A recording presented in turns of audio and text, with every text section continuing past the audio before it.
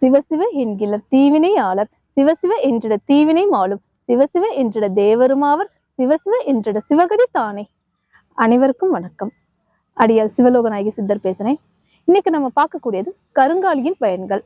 இந்த உலகத்தில் உள்ள பக்திமார்கள் அனைவரும், ஆன்மீகவாதிகள் அனைவரும் கருங்காலி பத்தின எல்லா டீட்டெயில்ஸும் கேட்குறீங்க. ஆனா இந்த கருங்காலி பத்தின தவறான கண்ணோட்டத்துல பார்த்துக்கிறீங்க. ஏன் அப்படின்னா, கருங்காலி போட்டா செக்ஸுவல் லைஃப்ல இருக்கக்கூடாது, ஸ்பிரிச்சுவல் லைஃப்ல வந்துடணும், அது வீட்டுல வைக்கக்கூடாது, பூஜை ரூம்ல வச்சா ரொம்ப சுத்தபத்தமா இருக்கணும், நான்வெஜ் சாப்பிடக்கூடாது, கோயில்ல மட்டும் தான் வைக்கணும், இப்படி நிறைய டவுட்ஸ் கேட்குறீங்க. ஆனா இதுல யாருமே சரியா சொல்லல. இதுக்கான முக்கிய விளக்கத்தை கொடுக்கறதுக்காகவே அடியாளின் குருநாதர் சிவகுருநாதர் நமசிவாய சுவாமிகள் திருவண்ணாமலையிலிருந்து வருகை தந்திருக்கிறார். இதுக்கான கருங்காலிக்குரிய அனைத்து டீட்டெயில்ஸும் இப்பொழுது என்னுடைய குருநாதர் விளக்கம் அளிப்பார். வாங்க நேர்களே, குருநாதரை சந்திக்கலாம். வணக்கம் குருஜி. ஓம் நமச்சிவாயா. வணக்கம் நமச்சிவாயம். குருநாதரே, என்னுடைய கிளைண்ட் நிறைய பேர் கருங்காலி பத்தின ஏகப்பட்ட டவுட்ஸ் கேட்கறாங்க. அந்த டவுட்ஸ் எல்லாம் கிளியர் பண்ற வகையில கருங்காலிக்குரிய எல்லா விளக்கத்தையும் நீங்க அவங்களுக்கு சொல்லணும். இது நானே சொல்றதுக்கு என்னுடைய குருநாதர் சொன்னா நல்லா இருக்குன்றது இந்த அடியாளின் ஒரு வேண்டுகோள். இந்த அடியாளின் வேண்டுகோளுக்கு இணங்கி கருங்காலியின் விளக்கத்தை என்னுடைய கிளைண்ட்டுக்கு கொடுங்க குருஜி. ஓம் நமச்சிவாயா. ஓம் நமச்சிவாயா. தென்னாடுடைய சிவனையே போற்றி, எந்நாட்டவருக்கும் இறைவா போற்றி. மந்திரமாவது நீரு, வானவர் மேலது நீரு, சுந்தரமாவது நீரு, துணிக்கப்படுவது நீரு, தந்திரமாவது நீரு, சமயத்தில் உள்ளது நீரு, செந்துவர் வாய்மை பங்கன் திரு ஆலவாயான் திருநீரே. ஓம் நமச்சிவாயா. ஓம் நமச்சிவாயா. ஓம் நமச்சிவாயா. பல ஆன்மீக பக்தர்களும் ஆன்மீகவாதிகளும் பக்திமான்களும் கருங்காலியினுடைய நன்மையை பற்றியும் அதனுடைய விவரங்கள் விளக்கத்தை பற்றியும் விவரங்களை சொல்லும்படி அடியனை கேட்டிருக்கிறார்கள். அதனுடைய விளக்கத்தை சுருக்கமாக மக்கள் அனைவருக்கும், பக்திமான் அனைவர்களுக்கும், ஆன்மீகவாதிகளுக்கும் நான் தெளிவாக விளக்கத்தை தெரியப்படுத்திக் கொள்கிறேன். இப்பொழுது கருங்காலி எப்படி நமது இந்து சமயத்திலே ருத்ராட்சம் பெருநீரு இந்து சமயத்தின் சின்னமாக விளங்குகிறதோ, அதுபோல் கருங்காலி என்பது அது ஒரு மூலிகை வகையை சேர்ந்த ஒரு பாசிட்டிவ் எனர்ஜியை தரக்கூடிய ஒரு மூலிகை மரம். அது சிவபெருமானே தன்னுடைய தேகத்தையே கருங்காலியாக மரமாக மாற்றி மக்களுக்கு மூலிகை வடிவத்திலே அருள்வாளிக்க வேண்டும் என்ற தத்துவத்தின் அடிப்படையிலே கருங்காலி மரமாக சிவபெருமானே கருங்காலி மரமாக இருப்பதாக சித்தருடைய வேதங்கள் புராணங்கள் கூறுகின்றது. கருங்காலி மிகவும் வலிமையானது. அதாவது பாசிட்டிவ் எனர்ஜியை தரக்கூடிய ஆற்றல், வலிமை மிக்க ஆற்றல் வரக்கூடியது. கோவில் கும்பாபிஷேகங்களிலே கலசத்திலே நவதானியங்களையும் வைக்கும் போது அந்த கலசத்திலே கருங்காலியினுடைய கட்டையையும் அதிலே வைத்துத்தான் பிரதிஷ்டை செய்வார்கள். என்ன காரணம் என்றால், கீழே இருக்கும் கருவறையிலே இருக்கும் விக்கிரகத்திற்கு பஞ்சபூத சக்தியின் ஆற்றல் மேலிருந்து அந்த கருங்காலி பாசிட்டிவ் எனர்ஜியை ஈர்க்கக்கூடிய ஆற்றல் உள்ளதால் அதனுடைய சக்தியை, பாசிட்டிவ் எனர்ஜியை முழுவதுமாக உள்வாங்கி கீழே கருவறையிலே இருக்கும் விக்கிரகத்திற்கு, அந்த தெய்வத்திற்கு சக்தியை கொடுப்பதால் நாம் கருவறைக்கு முன்னால் நின்று வழிபடும் போது மக்கள் தன்னுடைய குறைகளை சொல்லி இருக்கும்போது அதனுடைய பாசிட்டிவ் எனர்ஜி இறைவனை கருவறையிலே நோக்கி வணங்கும் போது அதனுடைய சக்தி வணங்கக்கூடியவர்களுக்கும் அதனுடைய சக்தி வருகிறது.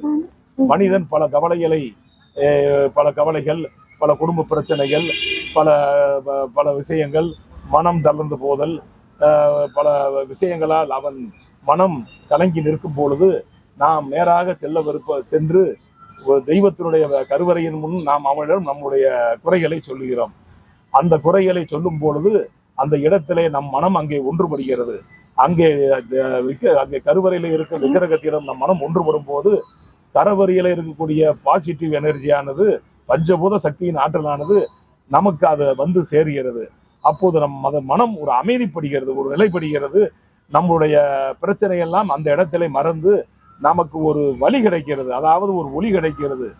உன்னுடைய வழி இந்த வழி, இதிலே மனம் தளராதே, இதிலே வலிமையாக உனக்கு உண்டான விஷயத்தை நல்லபடியான முறையில் செயல்படுத்து, உன்னுடைய அனைத்து வாழ்க்கையிலும் நல்ல விஷயங்கள் அனைத்திலும் உனக்கு வெற்றி கிடைக்கும் என்ற ஒரு தைரியத்தையும் உன மன பலத்தையும் கொடுக்கிறது என்பது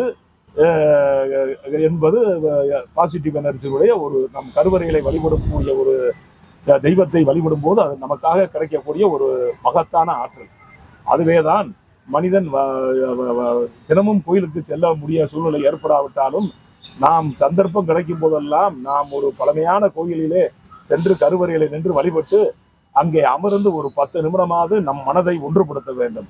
எப்படி சித்தருடைய ஜீவ சமாதி முக்தி கடாச்ச அருக்கடாச்ச இலகையிலே நமக்கு ஒரு பாசிட்டிவ் எனர்ஜி, ஒரு வலிமை கிடைக்கிறதோ, ஒரு அருள் கிடைக்கிறதோ, அதே போல் கருவறையிலே நாம் தெய்வத்திடம் அமர்ந்து வழிபடும் போது நமக்கு அந்த ஒரு மகா சக்தி கிடைக்கிறது. அது நம் வாழ்க்கையின் உள்ள கஷ்டங்களையும் மனக்குழப்பங்களையும் பிரச்சனைகளையும் தீர்ப்பதற்கான ஒரு ஞானத்தை நம் மனத்திலே ஏற்படுத்துகிறது. இதுவே ஒரு ஞான தத்துவம்.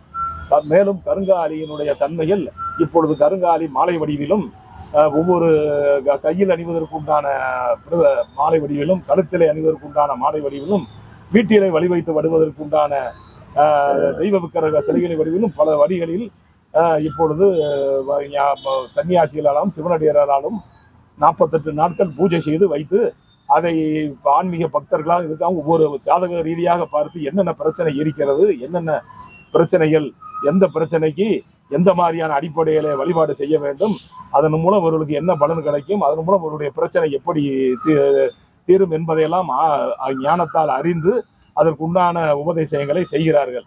ஆகவே கருங்காலி வீட்டிலே தாராளமாக வைத்து வழிபடலாம். கருங்காலி விக்கிரகத்தாலான தெய்வ விக்கிரகங்களை வைத்து வீட்டிலே வைத்து வழிபடலாம். நாம் கழுத்திலே மானையாக அணிந்து கொள்ளலாம், கையில் காப்பாக அணிந்து கொள்ளலாம். வீட்டிலே நாம் என்ன நமக்கு எந்த தெய்வத்தின் மீது நமக்கு பக்தி அதிகமாக இருக்கிறதோ அதை அந்த தெய்வகத்தின் விக்கிரகத்தை, கருங்காலியால் செய்த விக்கிரகத்தை வாங்கி வைத்து வழிபடலாம். கருங்காலி மாலை அணியக்கூடாது என்றது இல்லை. ருத்ராட்சத்துக்கு சில விதிமுறைகள் இருக்கிறது. கருங்காலிக்கு எந்த விதிமுறையும் கிடையாது. கருங்காலி வாங்கி அணிந்து நம் உடலிலே அது நாம் தினமும் காலையில் எழுந்து கருங்காலி மாலையுடன் குளிக்கும் போது அதனுடைய அந்த கருங்காலி மாலையினுடைய நீர் நமது மேல் படும்போது நம்மளுடைய உடம்பிலே, தேகத்திலே ஒருவித எழுச்சி ஏற்படுகிறது, ஒருவித ஞானம், ஒருவித ஒளி ஏற்படுகிறது. அதாவது கங்கையில் குளித்ததற்கு சமமான, எப்படி ருத்ராட்சம் அணிந்து நாம் குளிக்கும் போது கங்கையிலே நீராடி 108 சிவத்தலத்தை நாம் தரிசனத்துக்கு உண்டான சமம் இருக்கிறதோ, அதே போல் இதுவும் கங்கைக்கு நீரான இணையாக கருங்காலியின் நம் கழுத்திலே மாலையாக அணிந்து நாம் குளிக்கும் போது, அதை நாம் பயன்படுத்தும் போதும் நமக்கு அந்த தெய்வத்தினுடைய அனுக்கிரகம் பரிபூர்ணமாக கிடைத்துக் கொண்டிருக்கிறது. கருங்காலி மாலை அணிந்து கொண்டால் புலால் சாப்பிடக்கூடாது என்று சொல்கிறார்கள். அப்படி ஒன்றும் இல்லை. அது மனிதன் புலால் சாப்பிடக்கூடாது என்று இதுல ஒரு விதிமுறையும் கிடையாது. இதை கழுத்திலே போட்டுக்கொண்டு மது அருந்தக்கூடாது. ஒழுக்கமான வாழ்க்கை வாழ வேண்டும். புலால் சாப்பிட்டு கொள்ளலாம். அதனால் இதுக்கு எந்த ஒரு தோஷ பிரச்சனையோ தோஷ குறைகளோ கிடையாது. அதனால் மக்களும் பக்திமான்களும் கருங்காலி மாலை கண்டிப்பாக அணியலாம். நமக்கு ஒரு நல்லபடியான ஒரு வழியை கிடைக்கிறது. நமக்கு நல்லபடியான ஒரு மன தைரியத்தை கொடுக்கிறது.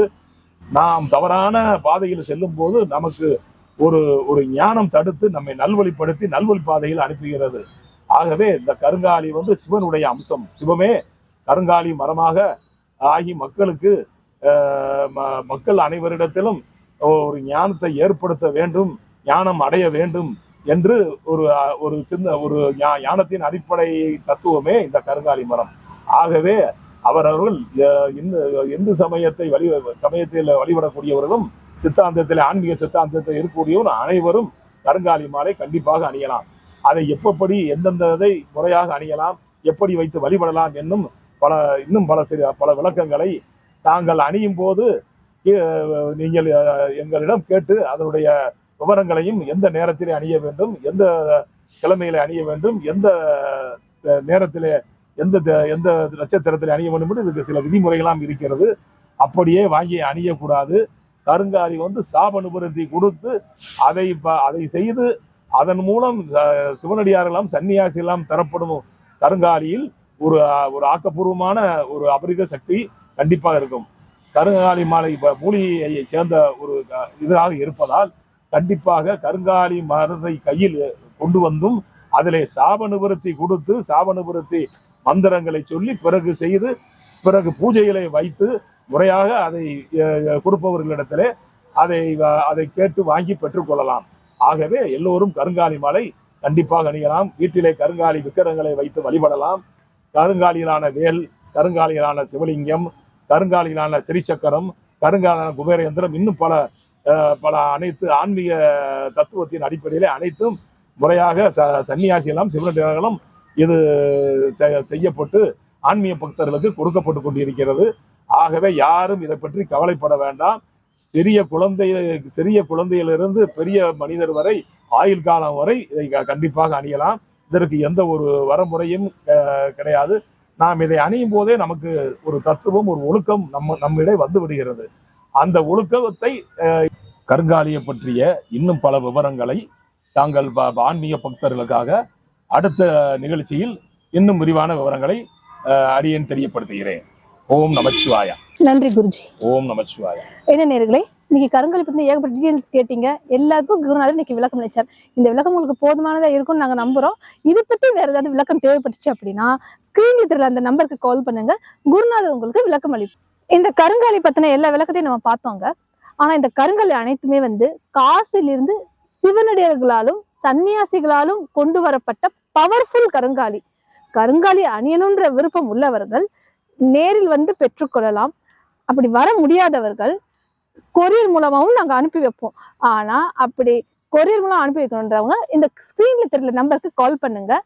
எங்களுக்கு உங்களுடைய ராசி நட்சத்திரம் பண்ற விளக்கங்கள் தேவை. அந்த விளக்கத்தை நீங்க கொடுத்தீங்க அப்படின்னா அதை நாங்க 48 நாட்கள் பூஜை செய்து சிவ பூஜையில் வைத்து நாங்கள் உங்களுக்கு கொரியரில் அனுப்பி வைப்போம். என்ன நேயர்களே, இன்னைக்கு கருங்காலி பத்தின விளக்கம் உங்களுக்கு பயனுள்ளதா இருக்கும்னு நாங்க நம்புறோம். ஆன்மீக பக்தர்கள் அனைவருக்கும் மற்றும் உங்கள் அனைவருக்கும் எங்கள் சிவனடியார்கள் சார்பாக உங்கள் அனைவருக்கும் நன்றியை தெரிவித்துக் கொள்கிறேன். இப்பளுக்கு சிவகுருநாதர் நமசிவாய சுவாமிகளின் மாணவி சிவலோக நாயகி சித்தர். நன்றி, வணக்கம். சிவாய நமவோம்.